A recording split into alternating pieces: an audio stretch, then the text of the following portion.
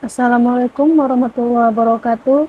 Saya Hanelia Putri Harahap dari kelompok 4 ingin menjelaskan tentang pengertian harga dan mekanisme pasar. Pengertian harga. Harga merupakan salah satu variabel dari pemasaran atau penjualan harga. Harga adalah jumlah uang yang dibebankan atas suatu produk atau barang. Pengertian mekanisme pasar. Mekanisme pasar adalah cara bekerja suatu pasar berdasarkan pada sistem pasar yang ada. Faktor-faktor yang mempengaruhi harga dan mekanisme pasar. Faktor yang mempengaruhi harga yang pertama adalah permintaan, yang kedua kurva permintaan, yang ketiga penawaran, dan yang keempat kurva penawaran. Faktor-faktor mekanisme pasar. Pasar dapat memberikan informasi yang lebih tepat. Pasar memberi perangsang untuk mengembangkan kegiatan usaha. Pasar memberi perangsang untuk memperoleh keahlian modern. Pasar menggalakkan pengguna barang dan faktor produksi secara efisien. Dan yang terakhir, pasar memberi kebebasan yang tinggi kepada masyarakat untuk melakukan kegiatan ekonomi. Fungsi harga dan mekanisme pasar dalam Islam. Ada 4. Yang pertama, fungsi pendistribusian harga. Harga mempunyai kemampuan untuk pendistribusian sumber daya yang langka.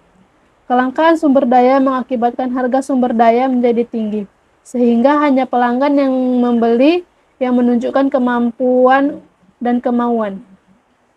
Yang kedua, fungsi sinyal harga.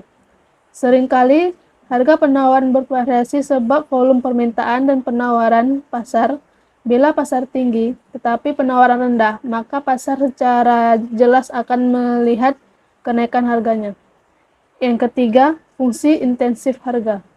Umumnya, saat harga komoditas naik sebab permintaan meningkat, hal itu memungkinkan pemasok melihat tren permintaan pelanggan yang berubah di pasar.